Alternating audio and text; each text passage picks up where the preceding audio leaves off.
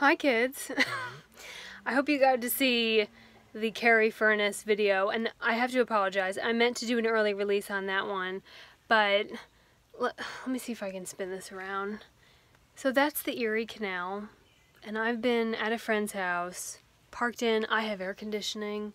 There's a house in there. I mean, like, I've just finally been able to like calm down and not move every day. And I finished a 30-minute video. It took me a week to edit. I finished that at 9 o'clock on July 4th, and realizing that I had pretty much missed the fireworks, I was like, I just couldn't pick up my phone and like do editing stuff yesterday. So I'm sorry about that one, but I hope you got to see it regardless. I'll be better and remember. I don't really have a ton of behind the scenes stuff from there, but I will say that, so if you watch it, you know that I use the phrase sexy steal, which I hope to God that that man never sees that video. I hope his wife never sees that video. It was just such a dude tour. You know, it was a bunch of guys who had either worked at steel mills somewhere in the US or whose fathers did, and it was just very manly. And then there's me.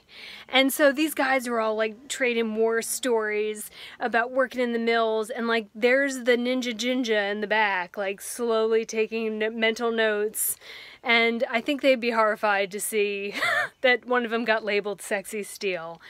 He wasn't even like, you know, physically delicious. He was just like, they were just so like manly, like it was just all man.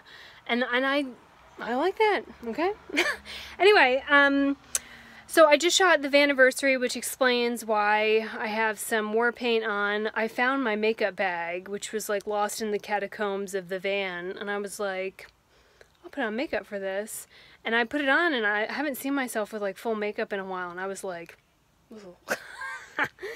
anyway, so I went RV shopping a couple days ago, and I don't know what it is about RVs that I hate so much. They are just so cheaply made. I mean, we went into, I need to put my hand up, losing feeling in the arm. We went and saw like an $80,000 one and a $70,000, and these were used. Now, chances are I wouldn't buy it from a dealership. I'd find someone who's just selling it, but they're just so cheaply made. It's really hard. They had amazing space. And some of them, the gas mileage wasn't too bad, but cheap. So then I asked, because you know, you can't buy directly from the manufacturer, because once upon a time, actually because of Henry Ford made dealerships a thing, and now they're so unionized and they have so much lobbying power that you can't just call Winnebago or any kind of car dealership and just order from them directly. You have to go to a dealer, which is bullshit. Anyway, so I said, you know, can I like order one or buy one and like have nothing in it? Like I just want the framework. And they said that there'd be no discount for that because a dealership already has that furniture in stock and blah blah blah. So, and then they were like, ooh, you know, can we take this as a trade-in? And I was like, well, how much are you gonna give me for it? And they said, just the value of the van. And I said, why? And they were like, well, we would just sell it as a cargo van, so we'd rip all this out. And I was like, backed up. I was like talking about my kid. Oh, I hate dealerships. It just, you leave feeling like you need a bath. Okay, so that, so I've given some thought and like if I was gonna redesign this, and I want to stop there and say extra thank you to those of you who contributed a little bit more this month. The fan I can now afford. The reason I'm not putting it in right now and am instead opting to suffer is because you remember the hell I went through with the electrician. I don't know anybody up here, and I'm like terrified to drop the van off to have a fan installed when I don't know anybody. And I just, if I lose the van for like a couple weeks, I will totally throw off the timing. And so it's going to be something when I get home and I'm around people who, you know, the people who you saw help build the van, like those are my buddies, they're my friends, I love them, I trust them, they have my best interests in mind. Those are the kind of people I want working on the thing that is my home.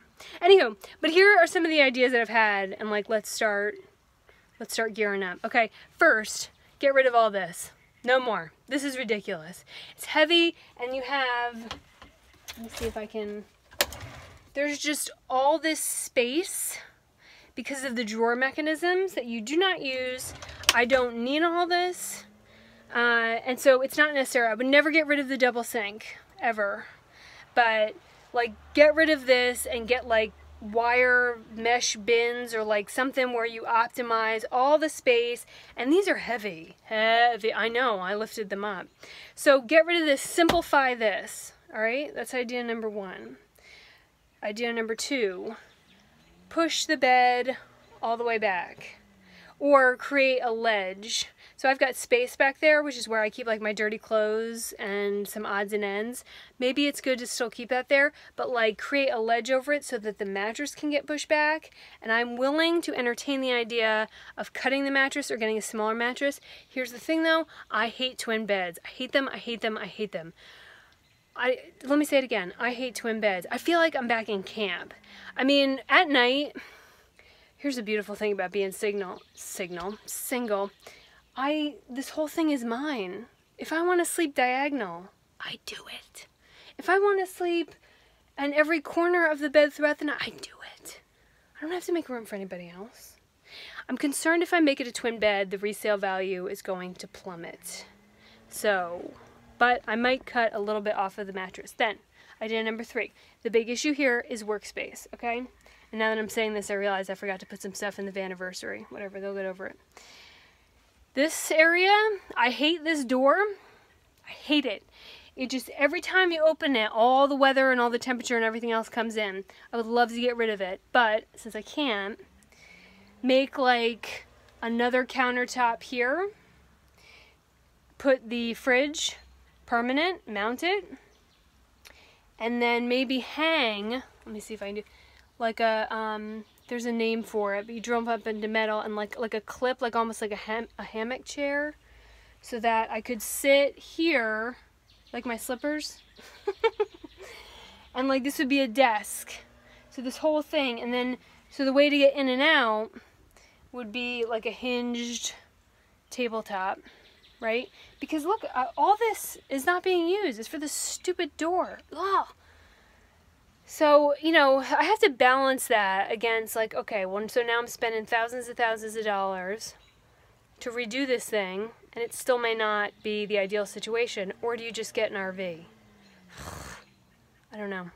Feedback is welcome. Anyway, I'm like, the makeup is falling off my face.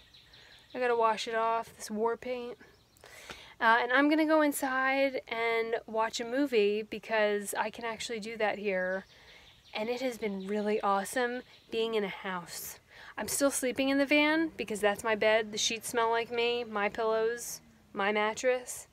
But it's been really nice to be under a roof with people who know me and care about me and who laugh at all my inappropriate jokes. So, I'll see y'all later.